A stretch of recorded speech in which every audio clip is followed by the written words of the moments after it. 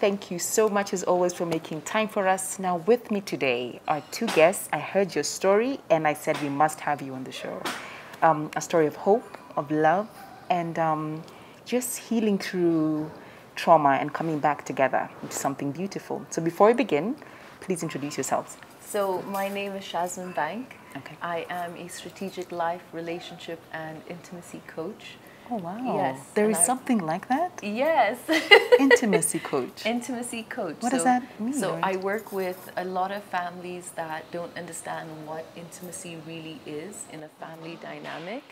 And then I work with a lot of couples that have lost the flame and how to bring back intimacy into your marriage as a couple. Nice. And so it's very, very interesting. Sounds good. Yeah. Yourself? And I'm Mohammed Bank. I'm a businessman. And thank you for having us on the show. Fantastic. So the reason you're here, I guess you've touched a bit on it. Intimacy, love, relationship-wise, the two of you have quite a story. One of those you hear once in a while.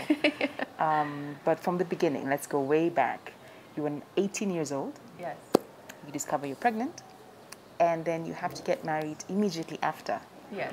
Take us back to that time and what happened and how all that came to be. I found out I was pregnant, but I didn't know. A little bit before that, I was just feeling really ill. I was feeling sick. You kind of think as a teenager you'll never, ever, ever get pregnant.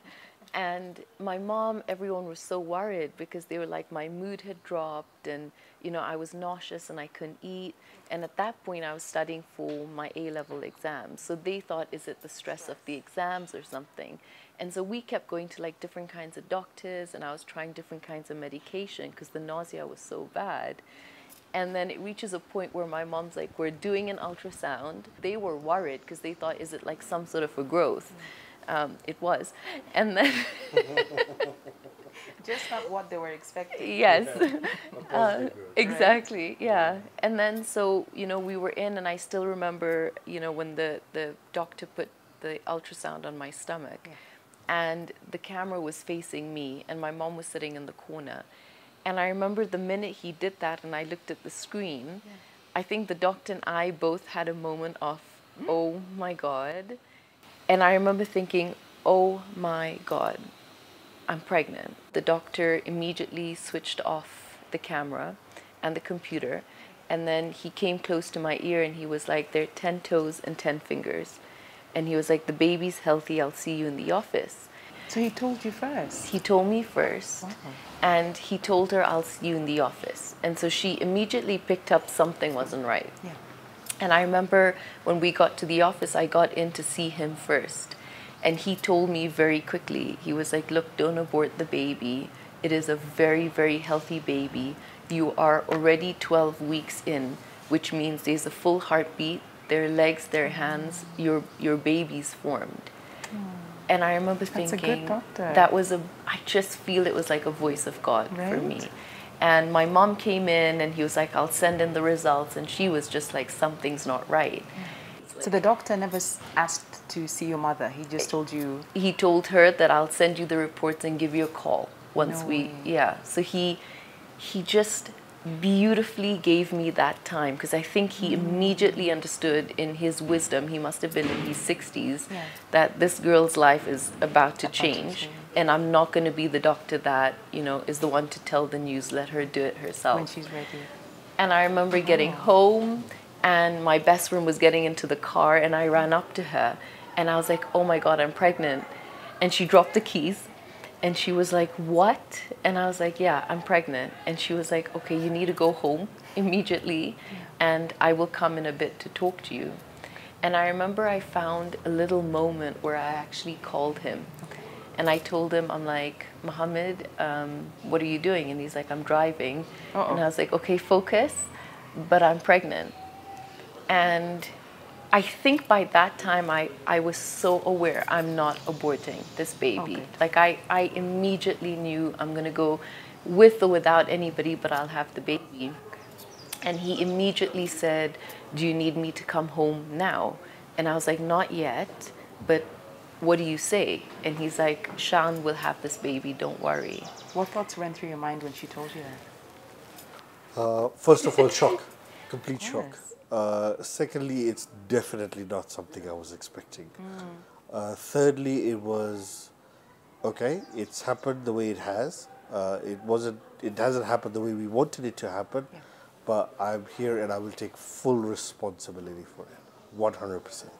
Good. So I think when it came to that time, both of us were well aware that we were going to have this baby even before her family knew that, because her family were giving us other options as well, and there were many other elders giving us various kinds of options. But I think in her mind she was very sure what she wanted to do, and I was very sure that I was going to step up and make sure we do the right thing over here. Good job. So both of you being on the same page, that helps a lot, you know, Yes. knowing you have each other. Yeah. The baby on the way, you have to be on the same page. Right. But how was it now breaking the news to your family? My mom came up with like this plate of bhajias, and her and my dad sat on the bed, and they were like, so we They saw know. the results. Right. Okay. She was like, we know. So I was like, you know what? And she's like, we know you're pregnant. And I was like, The mom okay. instinct, she knew. Yes, she knew. Somehow I feel that was the calmest moment in the whole 1 week and years later. It was Really? because I still remember thinking, okay, maybe this could This work could out. go. Yeah. Because you were expecting, Yeah. how could you? Exactly. What is wrong? And you don't expect a nice hot plate of bhajias, and which none of us ever got to eating. And immediately my mom was like, do you know the dad? And I was like, I do. I know the father. And they were like, call him immediately. But I think the minute they also kind of found out it was him, like I think that rage and that anger naturally just sort of came up. And they were like, get him to come home immediately, which he did. Maybe you can explain to people at home why there was rage when they discovered it was Mohammed. What was Well, the problem? first of all, there was a big age gap Okay. between the two of us. So obviously, you know, they sort of felt, okay, this, you know, how can he love you when you are 11 years younger? And they such a, you know, it doesn't seem right. Okay. So naturally, they were very angry. But I feel also because suddenly it's like you have all these dreams for your daughter, and you want her to go to university and you want her to become something. But it's like immediately your plans have shifted, and you don't know like what direction she's gonna go in. Did your parents grieved what changed? Did you grieve? Will I go to university? Can I? Did you still want to? Did you let it go? What did you want? I always felt I could do something bigger. I could do something different. School, maths, bio just wasn't a future for me. So I sort of never grieved university. I never grieved losing my friends because I was already so thrust in my own world. Okay. I'm sort of pregnant, and I had to deal with a lot of like school friends and everybody talking about me, things written on the wall in the bathroom and stuff when I'd go for my exams. It was bad, huh? Yeah, it was so tough. Like, I mean, you just need a pregnant girl to walk in a room of 75 students about to do exams, and that room will go quiet. Like teachers cannot get silence like that. So it was very hard. The next 2 months in school, because now everyone had found out. I see. That was very, very tough. But like I was like, I've made this decision. I will show up. I will smile. My head's up high. You know, I'm not going to feel anything other than proud about the fact I'm about to have a child. Wow. Yeah. And so I remember at that point now we're married, but then at some point, within 2 weeks, I could feel a shift in our marriage already.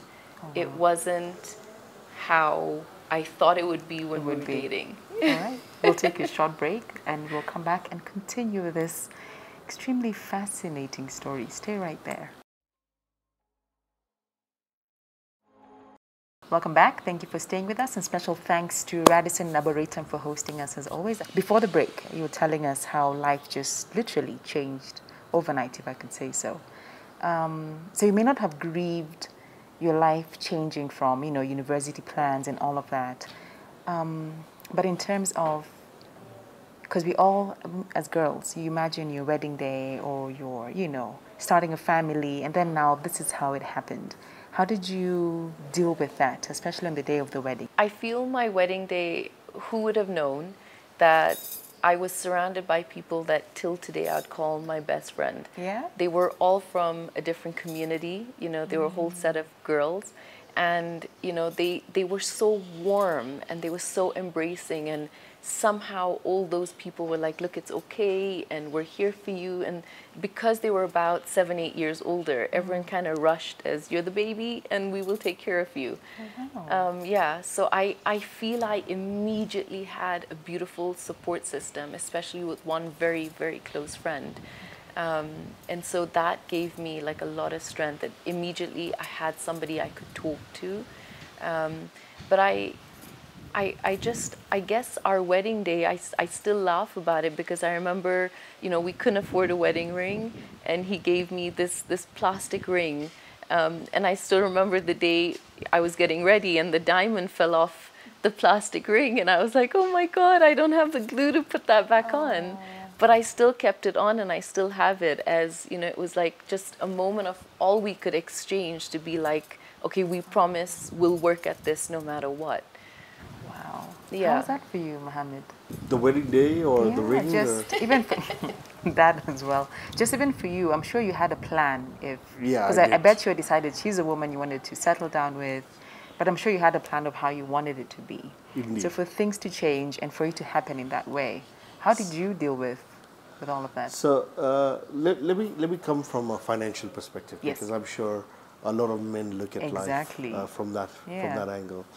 So when we got married, I had $450 in the bank, which is 45,000 shillings. And the biggest gift we got was a 5,000 shilling Nakumat voucher, I still remember, on our wedding day. Needless to say, there weren't a lot of people at our wedding, so we didn't get a lot of gifts, but that's understandable. But from a financial perspective, there was a lot of pressure. Even the minute I said yes, and the minute she said she's pregnant, and the minute I said, don't worry, we're here, we'll do this together, immediately I went into math mode. I know. How will I do this? What will it cost? How do babies come? Are babies cheap? Are babies expensive? So I'd always had a dream of marrying Shazmeen. She was beautiful because she turned around to me and she says, look, Mo, whatever happens, happens. And whichever direction we have to go in financially, we'll go in. But a man is a man. And I'm blessed to have such a beautiful wife who was never materialistic or demanding. Until today, she's not. But a man is a man. And you want to provide security, you want to provide comfort. So I was in between a couple of things, transiting from working to running my own business. And at that time, I had taken a huge loss. So this couldn't have come at a more challenging time, so to say. And I had the most supportive wife.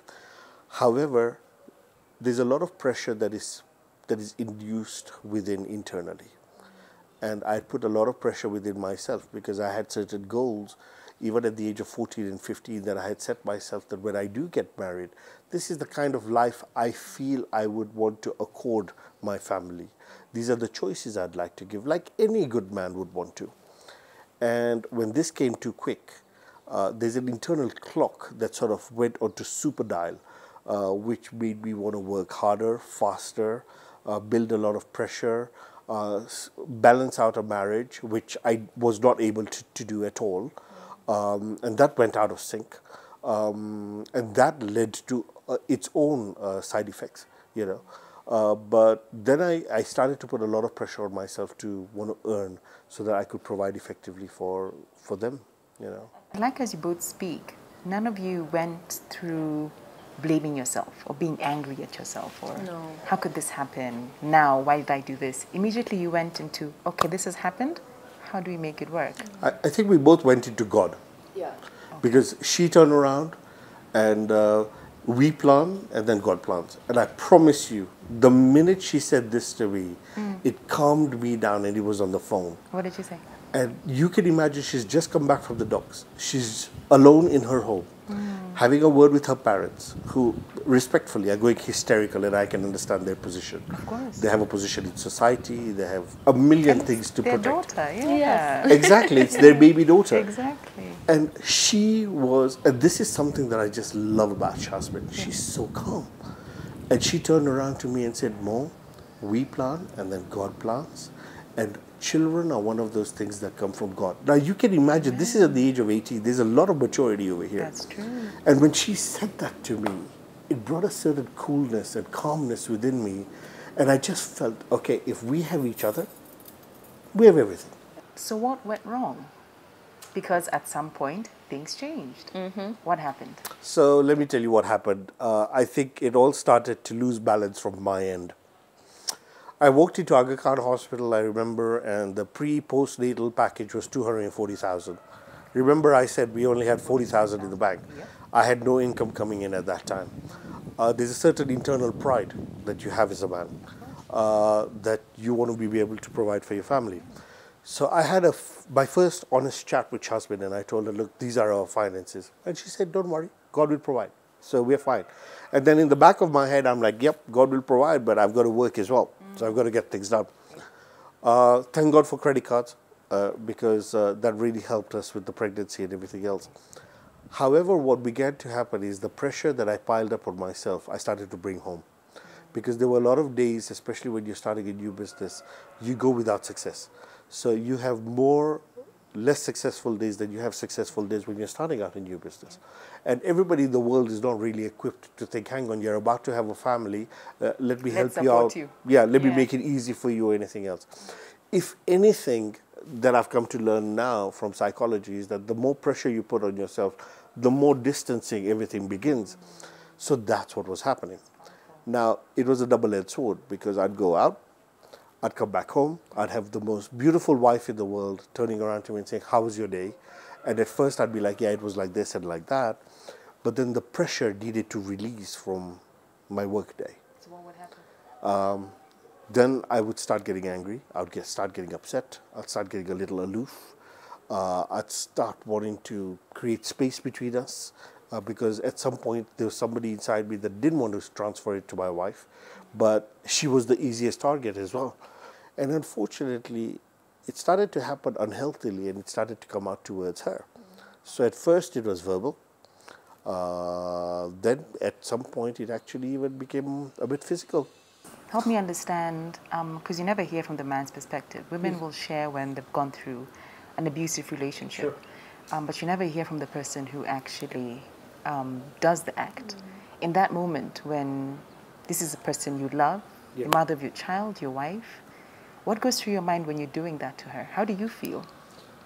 How do you process? You're not doing it to her, per se.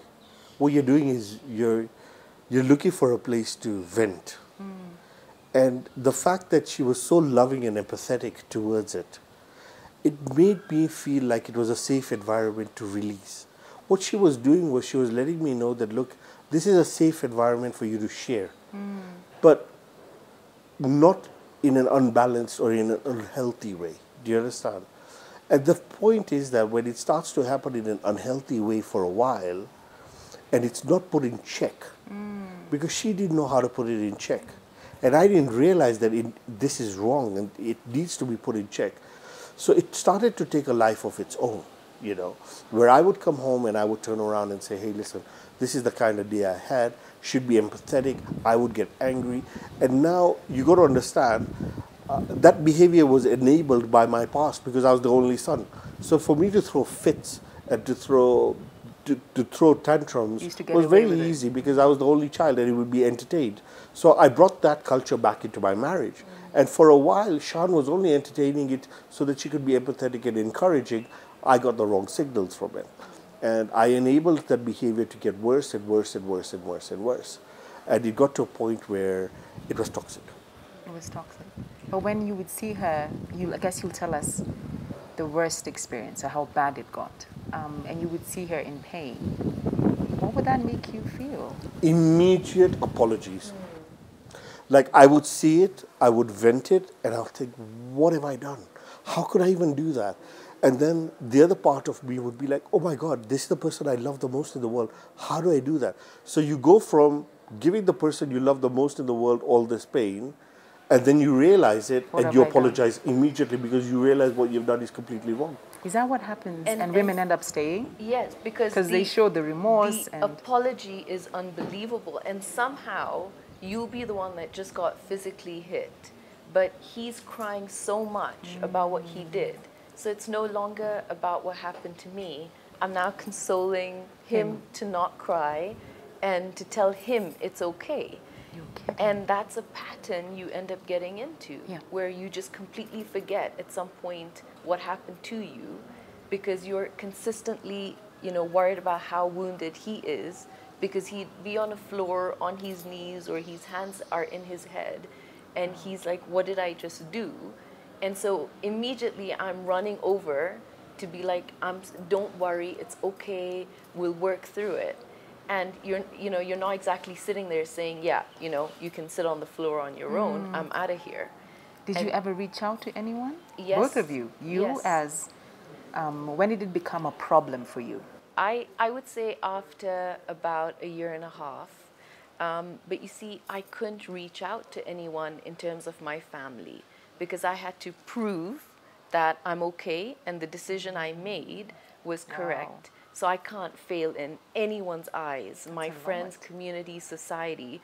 I have to show the world the decision everyone's laughing at me for. I have to stick to it. I have to stick to it. That's hard. That's a lot you put on yourself. And so for 3 years, I was quiet. What made you leave? What was that final nail on the head that you said no? It was my son coming into the room. It was Valentine's Day. We'd had a huge fight. And I remember I sat on the bed and I was just bawling. It's this feeling of, I want to leave. I don't know how to leave. I don't know where to go. I have no one to talk to. And my son walked into the room and he put his hands on my face and he was like, Mama, why are you crying? And I was like, I don't care. I don't care what anyone will say. The girl that got married is divorced. Ha ha ha. We knew it. I was like, I don't care. I'm done. I'm going to leave. But I had been saying it for about 4 years. I'd been saying, Mo, I can't do this anymore. I'm going to leave. Like you keep saying it and you're trying to that find moment that plan. Yeah. But it was that day, and I still remember. I know it threw him aback because there was a difference in how I said it this time. This time there was a different strength in no. We're not discussing. We're not doing the whole thing. We'll change. Life will change. I promise you. And no, now it's done. And that was it. And I remember I packed up, and he had helped me find a place, furnished it. Yeah, there are a few twists over here. So you helped your wife move. So here's the interesting part, okay? There was a lot of pressure. Okay, there's a lot of pressure. Yeah. Us being thrust together, there was just a lot of pressure. And Sean turned around to me and said, look, Mo, here are the two options. Either I go back to South Africa, to my family. Oh, your family's based Yeah, there? and it'll take a long time for me to come back. Alternatively, I need a break. And you know what? Exactly what she said. Her tone was so serious. She wasn't yelling or anything else, but I could feel the seriousness in her tone. It was like, look, I have reached the wall and I can't be pushed any further. So I need a break. And I understood it immediately. And I said, okay, fine, what do you need? And she says, look, I need some space. The pressure here needs to get to be released. To be released, yeah, it was too toxic. And we need to find ourselves and everything else. And honestly, she made a lot of sense. Okay, so I said, okay, fine. What do you need? And she's like, I just need a place for a little while to chill out, etc. We gather our thoughts and everything else, and then I can come back maybe after 2 or 3 months. And that made sense to me. We'll pause there. I need to drink some water. I think you need to. And then we'll come back. Stay right there. All right, welcome back. I hope you took some water and you're ready to continue with this conversation. Mohammed and Shazmeen, it feels like I'm reading or watching a movie actually, not even a book. So you helped your wife find a place. So this was a separation, a divorce? What was it? So I knew somehow I'm never going back into that situation. Nothing was changing, nothing was shifting in our marriage. And I was learning to get toxic as well. I was learning, well, obviously to answer back and to scream back and to hit back as well. Like you don't realize, as much as if you're the victim, you end up becoming toxic as well if you're in that Yes. environment. Yes. We never have that conversation. It's always about, he did this, he did that, but also that's And what's powerful. very interesting here is I can actually see the path where you take a really sweet, honest, amazing, beautiful soul, Yeah. and And you see because them of your unchecked pressure, you can get them to change their entire personality, which is completely unrequired in a marriage. Scary, isn't it? Even for you, you're like, who is this woman? What have I done? Yeah, and the fact is, had I not brought all that pressure home, and had I not brought all that enabling behavior home, I wouldn't have taught her all those skills. Yeah. But because I couldn't check the pressure from the outside world, and I didn't know how to stop bringing it into my inside world, Yeah. it transferred over to her. Yeah. And then all of a sudden, it's a very interesting dynamic, because all of a sudden the man makes his problems Her our problem. problems, so she has to be empathetic. What we've learned now is that that's unnecessary. You should leave the problems for work behind. That's true. You can discuss them, but they're not a priority. So like we said before, was it a divorce or separation? What did you decide? So we were separated, and then what ended up happening is after 3 months, now somehow the anger came out onto me that you left, you shouldn't From have him? left, right? Oh. So I think the situation got twisted, and in the time apart, a lot of his friends were telling him, oh, your wife left you, and so I think the jokes pushed him into manlyhood of, you shouldn't leave, you should come back. This is the way men are. This is how the culture is. Wow. And so at that point, I was like, no, I'm not going to come back now into the home like that, the situation like that. I assumed in the 3 months apart, we would have sat and talked about what happened, what was going on. But suddenly I saw he got distant and he drifted. So it started to move into even more toxic, because he would think if I fight for our son Islamically, right, the son should be with him, then you will come back home, because he knew I cannot do without this baby boy. Yeah. And so what I did instead is I went and got a lawyer, and I said, I want my son during the week. I don't mind sharing, but I am not going to lose my son to have to go back. And so now the battle began. Oh, you went and got a lawyer, and we opened a new Pandora's box, from softness of why you left, let me get you back, let's solve it, to now we were at war with each other. I could see taking him out of that environment, it confused him a little bit, but I always used to talk to him. I always talked to him like a grown-up. So I always said, because Mama and Papa weren't getting along so much, so now we're just doing it this way, Jib, so everyone can be happier, but we both love you. And we were very clear on when we picked him, none of us ever discussed each other to him. We were that was, I think, the one thing we were able to just agree on. We continued in this path, the separation, and we reached about now 2 years of being apart. And I remember at this point, I was working in property, and I was so certain I didn't want this to be my story. I knew there are people out there hurting the way I'm hurting. And I was like, how can I change this for me? Where do I go study? What do I go learn? What do I do to get out of this situation in my life? Because I am not going to allow what has happened to me to dictate the rest of my life. And so I still remember there was a time he came and dropped my son at the door. And, he was like, would you like to come for dinner? And I remember thinking, well, I haven't eaten. And I agreed. And I literally got into the car and we went for Chinese. And I still remember we sat and we sort of laughed and we talked. we were a bit on eggshells on, Understandably. being very ready to come at each other for what you have done and now what you've done. Because the whole 5 years I had the opportunity to say, this is what you've done. But then in the divorce, he felt he could say, but this is what you did as well. I see. So we both, sort of calmed down and we let it go. And a couple of dinners later, and then slowly now come in for coffee, come into my small little world, and I could see my son relax.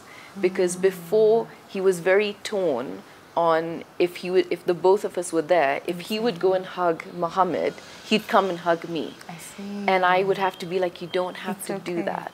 I know you love me, I know you love Papa, but he was very much in, you both It have has to to be understand, equal, yeah. I love you both equal.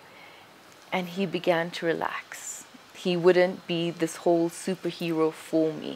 He went back to being this beautiful 7, 8-year-old boy that I feel grew up very, very quick. After 5 years, a divorce is finalized. So we reach a point and he wants to start dating again. And I said, we've got to date if we get divorced.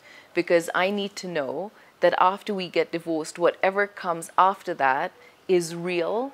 And it's not, we're just dating because she'll come home at some point. No way. Yes. No, so seriously. So you made it official So after now, the divorce. yeah, so here's the thing. We are actually garnering a lot of momentum, okay? And getting to know each other again. It was like redating again. It was exciting. I'd look forward to my evenings. I'd go dress. I'd put perfume. Roses, And then all the roses. time. And then she turns around to me and says, so if we want to continue this, we got to get divorced. And I'm like, what are you What? talking about? Right. That's the other direction. And she said, look, Mo, with everything that's happened, I need to know that if anything ever goes wrong again, I'm free. And I have that freedom. And if we're going to start it, let's start it from a clean slate. But for that, I need to have zero attachments to this arrangement and this energy. And I was like, okay. So, fast forward to the day of the divorce.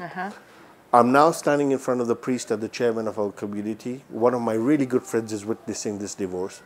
And I'm bawling my eyes out. I'm bawling. I'm crying. Like the mucus and the word. No, really, I can't stop crying, okay? And they're like, you're don't have to crying do so this. much. Why are you crying? And I was like, this is an end of an era. Okay, whatever potholes and bumps we've been through, it's still an era. It's still a part of our lives. And I'm signing it off that it's done. Because of that implosion and that fusion of us getting together, we never really got a chance to now get to know each other as husband and wife. So all that there was so much pressure. And you got to understand, when you're married, everybody has their 2 cents.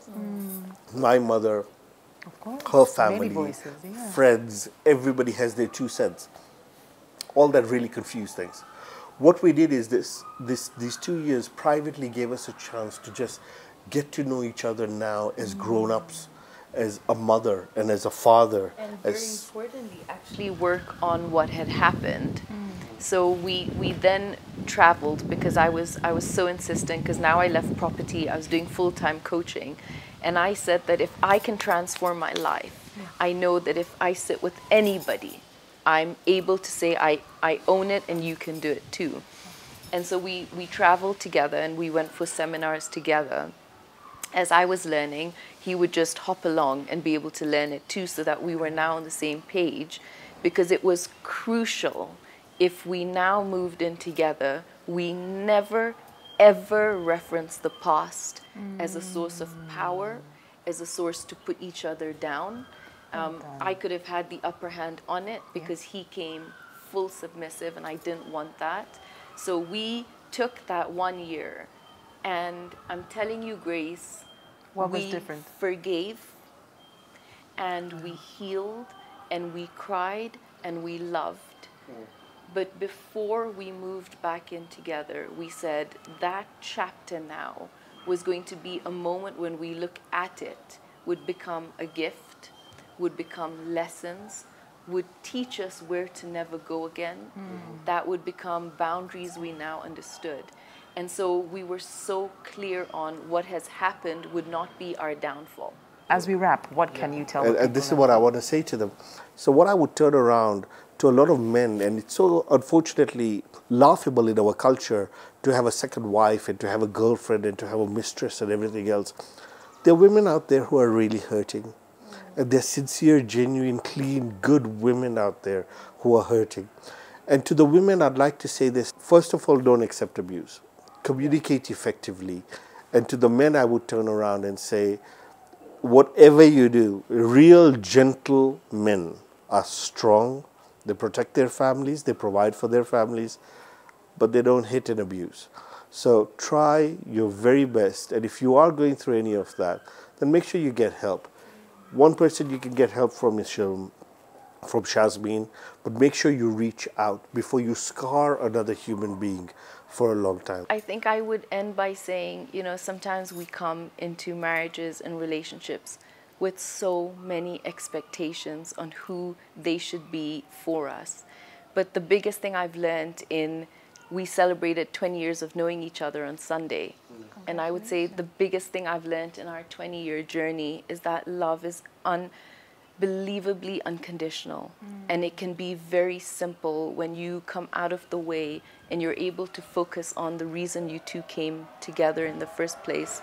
And love can be simple, and the complications can be very beautiful if you know how to ride the waves when the tide is high and the tide is low.